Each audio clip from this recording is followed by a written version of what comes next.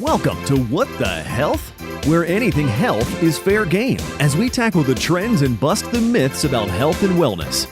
Here are your hosts, Dr. Dan and Angela Toro. And welcome to another episode of What the Health. I am Dr. Dan here with my co-host, Angela. Welcome back, guys. I'll get the disclaimer out of the way. As you know by now, we are here for informational purposes only, in no way offering individualized medical advice. Always talk to your trusted healthcare provider before making changes to your diet or lifestyle. So with that being said, let's jump right in. Today's topic of discussion is going to be a fun one. Get ready for a roller coaster ride. We are talking about milk was a bad choice. Which, if you know what movie that's from. Are we allowed to say? I don't know. I don't know what the rules are. It's from Anchorman, right? Yeah. So he's going through a very difficult time and just making completely poor, self-destructive life decisions. Yeah, he's sitting there chugging milk in like the 90-degree heat in San Diego. Milk was a bad choice. So, yes, funny line from a movie. If you've ever seen the movie, it's worth it, I think. It'll make you laugh. But anyway, we're talking about literally why milk is probably not the best choice for your health and well-being. You're going to get into an article here in a minute, yes, and just completely tear apart, some of the research and really not just the research that the article was referencing, but the article itself and why it's ridiculous. But before we start tearing that apart, I just have to go from the 30,000 foot view because I've said this so many times and it didn't really dawn on me until I got into chiropractic school and again start looking at things a little bit more holistically. But the most logical advice that I ever got about milk and whether or not we should drink it is starting with the question: is there any other species that continues to drink milk from a different species after they are weaned from breastfeeding? No. And the answer is no, absolutely not. So that makes humans the only species that continues to drink milk from another species after we are weaned from breast milk at a very young age. So there are many reasons of why we really should not be drinking milk beyond the time when we're weaned.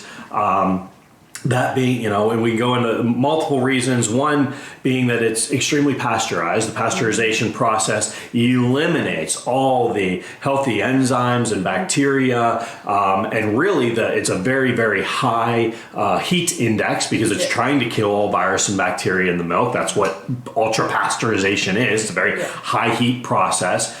So it kills all that stuff. When you heat a protein, you denature it, meaning that you change its shape and therefore it changes the function. So when you denature a protein, it changes the function of the protein. And that's what is happening when you go through pasteurization. So when you pasteurize milk, you are, maybe keeping its shelf life longer, but you're really eliminating a lot of the healthy components that are in milk. So that was one that kind of hit me between the eyes whenever I was growing up, because again, when we grow up, how many gallons of milk did we go through? There were 4 gallons of skim milk in the fridge at any given time. Yeah, fat-free milk. Yeah, that was probably weekly, if not. Oh yeah, 4 to 5 gallons. Yeah, eadily we would go through between 3 of us. From the time that I was probably in my teens and you were pre-adolescent, and there's a brother between us, the 3 of us, and as a family we would go through 4 to 5 gallons. That's what we would drink at every meal. That's what. Yeah. And again, and what we found out later is skim milk is essentially sugar water, right? So yes, that's been even more pasteurized and again had all the fat taken out. Exactly. So now you have a higher sugar content with no fat. Yep. So you've lost probably the one good nutrient you could get from it. Yep. And so you're essentially getting milk flavored sugar water. Correct. So and as delicious as it is, we come to find out that it's just really not very beneficial for you. We're just looking at other alternatives. So I stopped drinking milk, years ago. Probably I don't think I have drank milk regularly since I was in college. I was gonna say I can't think of the last time I had just like a glass of milk. And so fast forward today, because, a lot of parents then ask me, it's like, well, what do I feed my kid? Because, don't they need milk to have a lot of calcium and strong bones? And, again, I go back to, well, in the example of my own children, my children don't drink milk on a regular basis. Now, again, they all breastfed up until about 3 years old. But my kids do not drink milk beyond that, with an occasional exception of like, hey, we're going to get, a half gallon to have with, have with a dessert or something, because Aaron's cooking with it. But we really don't drink it. So it's like, well, Dr. Dan, what do I take for calcium? And, I always use the example, well, let's look at some other animals in the animal kingdom who have really strong, musculoskeletal systems.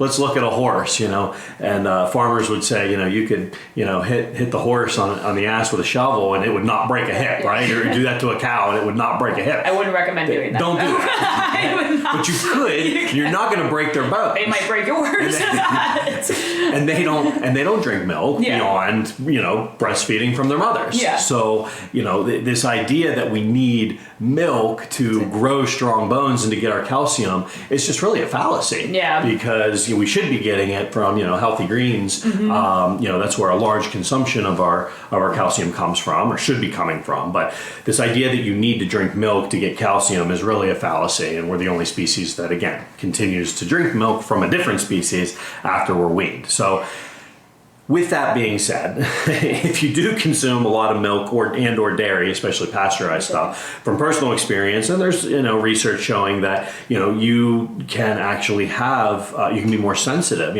More allergens. Yes. Stuffiness, mucus. I remember runny nose. I remember when I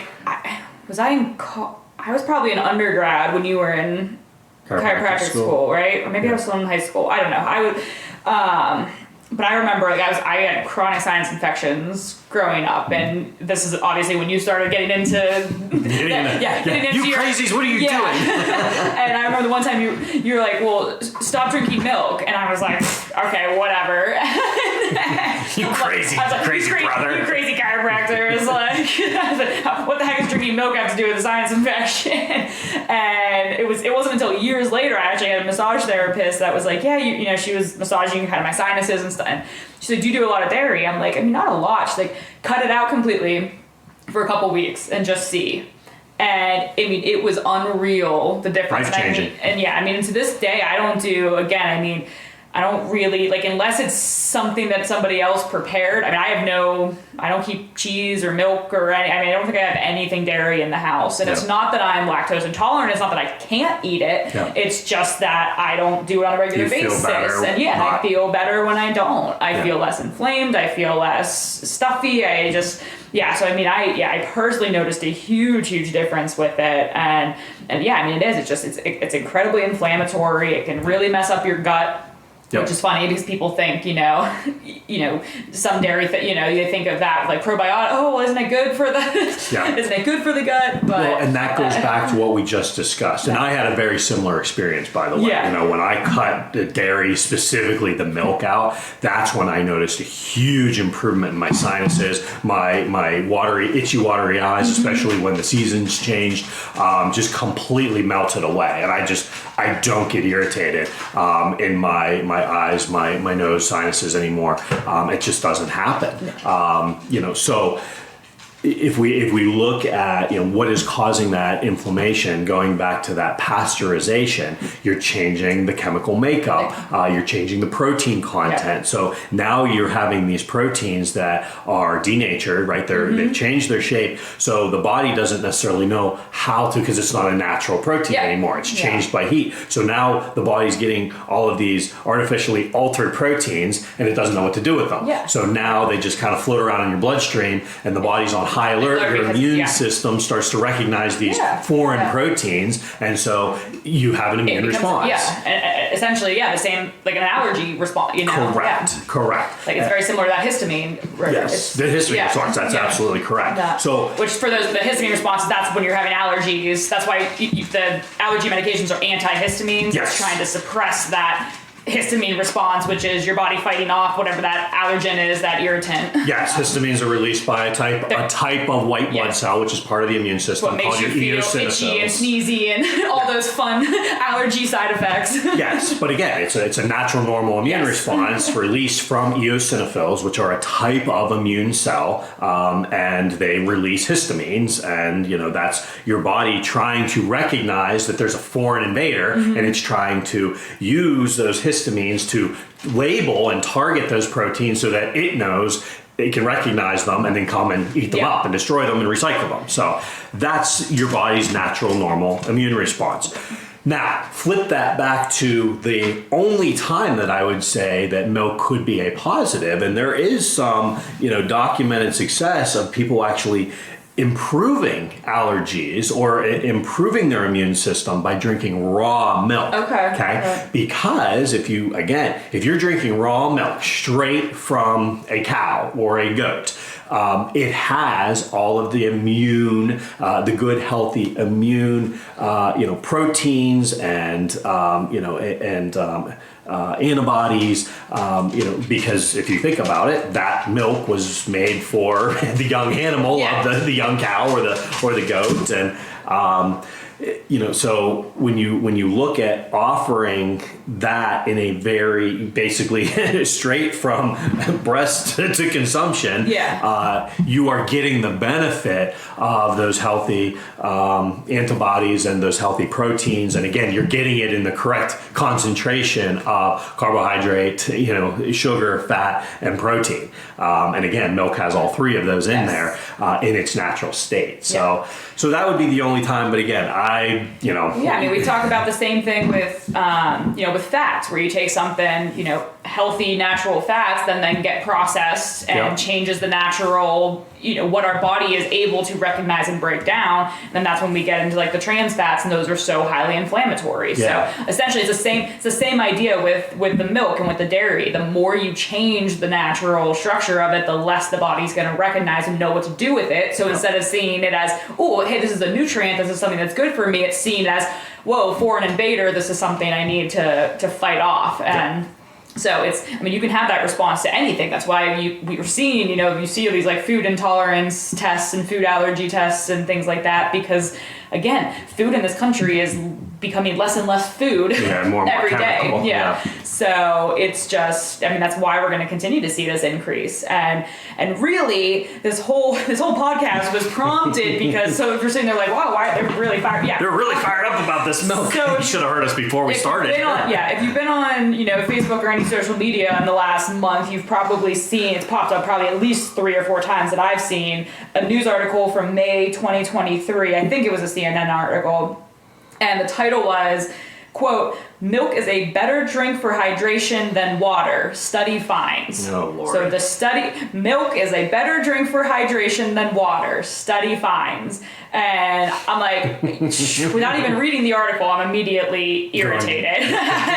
So I read the news article quickly when it first came out, and then when we were talking about doing this podcast, I'm like, I want to see what is the study that found, and again, because research background, I'm like, you got to go to the research, you got to critique the research. So I go in, I find they have a link to the study, so I click.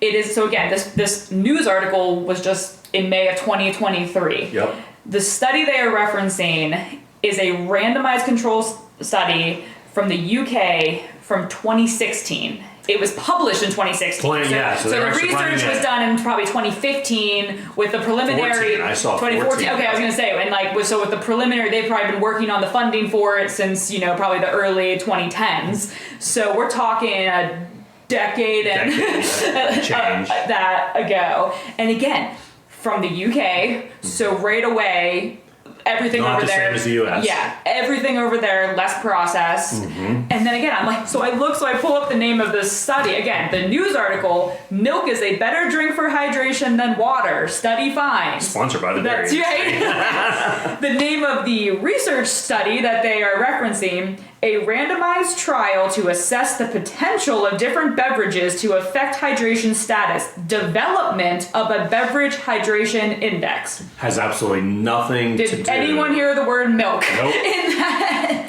Nope. And then conclusion. I was like, okay, well, maybe something. Conclusions, BHI, which is what they call the Beverage Hydration Index, may be a useful measure to identify the short-term hydration potential of different beverages when ingested in a euhydrated state. Wow. I didn't hear the word milk. Nope. I'm not hearing. So just, again, that was just looking at the title of the article and the abstract. Yep. I'm quickly realizing, okay, this clearly was not a study about milk. They're nowhere exclaiming that, or proclaiming that milk should be your drink of choice. Now, again, they do go into, without going too much, we can link the study if anybody wants to look into it themselves. Yeah, if you come from a research background, definitely go check it out. Because essentially, we were sitting here looking through this before we started recording, and really, again, they were looking at a wide range of types of drinks. It was it's a randomized trial. So we've talked in other podcasts about the difference between research and then being able to generalize that. And the thing with research, the more controlled the research, the more the more accurate the more you have control over, so the more you know what you're testing is affecting what you're looking at. Yeah, and the more you're trying to isolate the variable. Yes, but the less generalizable it is. Correct. Because essentially, so for a randomized trial, there's a lot of control. This was done in a control setting. There were a lot of factors that they were looking at and controlling for, which is great.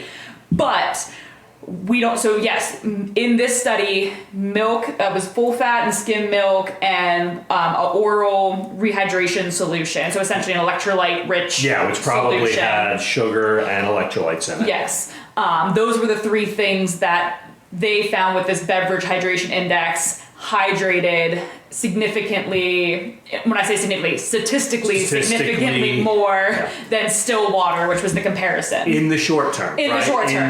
Nothing immediate in the first 1 hour, but in 2 to 4 hours post, that's what they found. In the short term, in this very controlled setting. But then let's also go into that, because this is the other discussion that we talked about. And again, this is where you have to dial in. How is the body actually functioning versus what are they measuring? Exactly. Because they were measuring essentially the volume of urine output, after you drank these certain beverages. Oh, yeah. Certain amount of beverage over a certain time. And then they were testing. So that was controlled. And they were basically measuring the participants, excretion of urine after, a certain amount of time with each one of these different drinks. Now, they were then claiming that less urine output would have been reflective of better hydration. Mm-hmm. The challenge with that, just right there off the top, is that water can be in two places in your body. It can be in your cells or outside your cells, okay? So it could be, or it can be in your digestive tract, which actually in your digestive tract is actually outside of your body. It has not gotten into your bloodstream yet.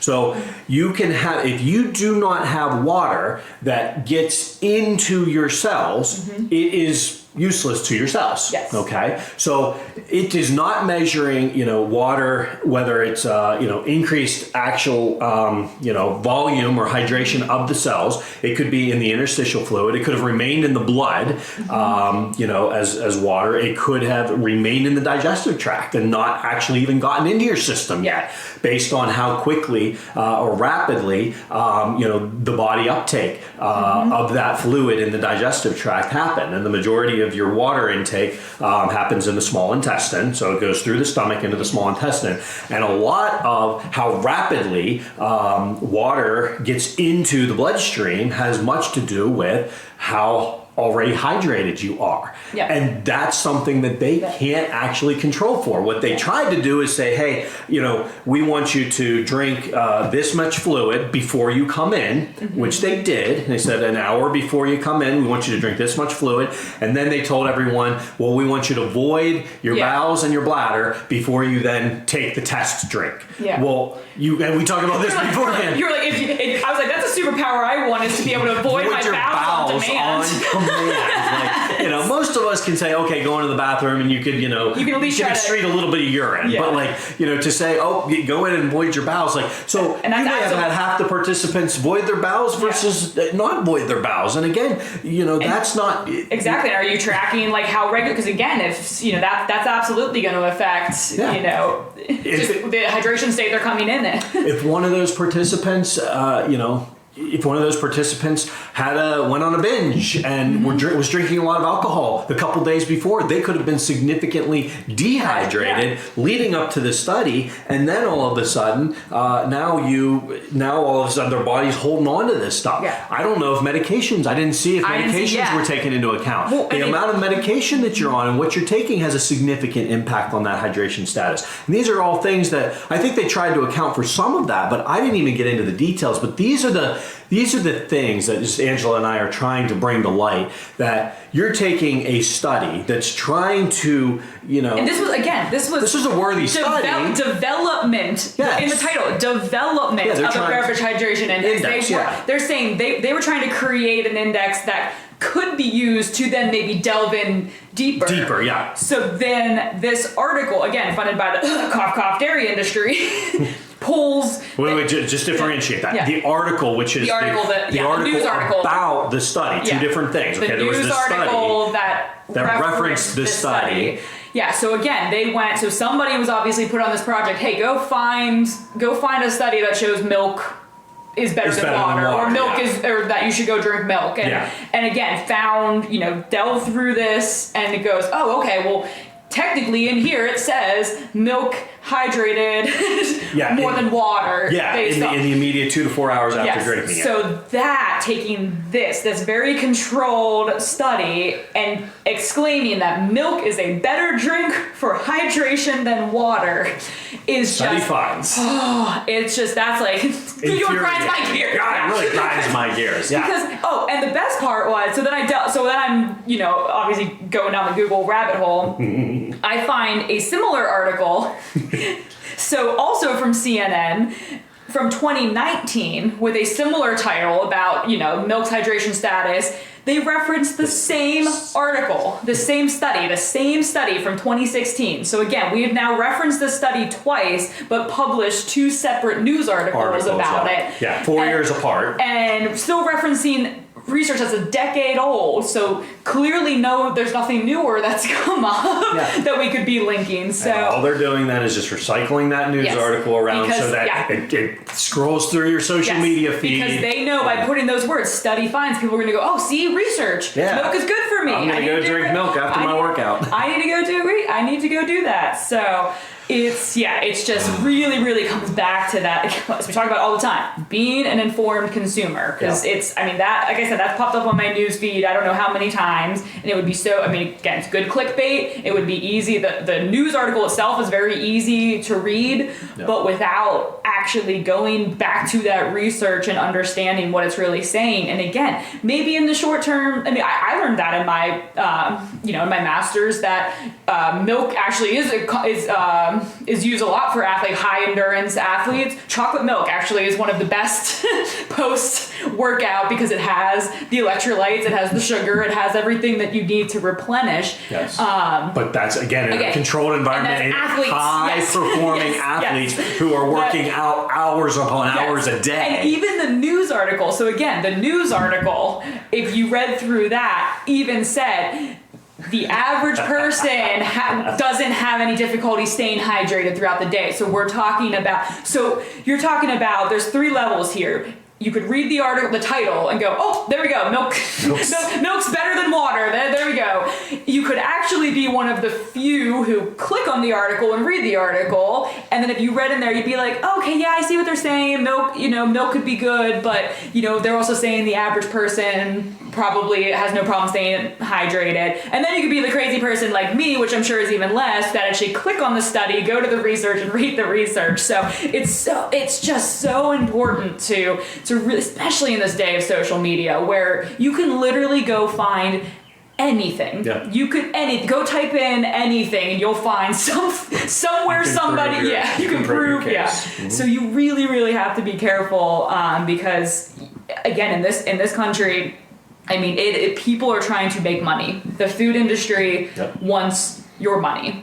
The food that is available, they say it's like, don't quote me on this, I'd have to find the exact numbers, but it's something where like over the last couple decades, the increase in the number of products available it's like 80% more. It's like some ridiculous astronomical increase. So it's not because we have a need for that many more products. We don't have, it's not like our biology changed and all of a sudden we need these protein bars and snack bars and all this different stuff. It's just marketed. It's just the products were created and the people want your money. And that's, again, we talked about breakfast is the most important meal of the day. That was Kellogg's that came up with it. That was a milk. That was people trying to sell you milk and cereal. That's where that came from. And people were like, "Oh, breakfast is the most important meal of the day." Says who? Yes. Says the people trying to sell you breakfast cereal and milk.